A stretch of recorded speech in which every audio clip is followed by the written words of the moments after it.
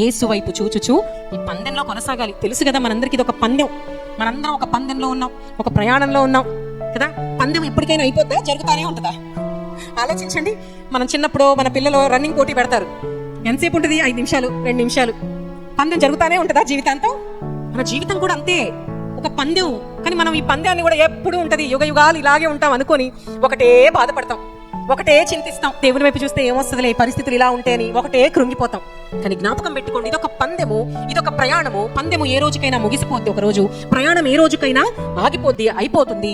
మనము ధైర్యంగా దేవుని వైపు చూసినప్పుడు ఈ పందెములో, ఈ ప్రయాణములో దేవుడిచ్చే ఆలోచనను, ఆయన యొక్క సలహాలను, ఆయన ఆత్మీయ జ్ఞానాన్ని, శక్తిని పొందుకొని సాగగలం. కానీ ఇది పందెం కాదు, ఇది ప్రయాణం కాదు, ఇక ఇదే జీవితం అనుకున్నామా, దేవుని వైపు చూడలేమండి.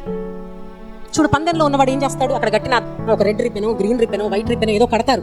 ఎవరైతే ముందుగా దాన్ని తాకుతారో వాళ్ళే. మనం కూడా అంతే, మనకు ఒక రిబ్బెన్ ఉంది. ఏంటా రిబ్బెను? పరలోకము కదా.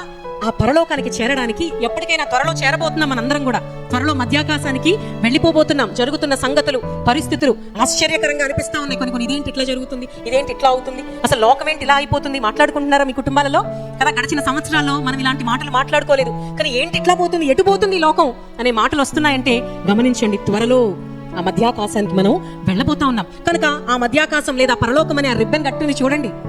ఈ పందెంలో మనం దాన్ని చూస్తూ మనం వెళ్తే అండి ఇక భయపడం. ఎందుకంటే మన దృష్టి దేవుని వైపు ఉంచినప్పుడు మనము భయపడము, అధైర్యపడము.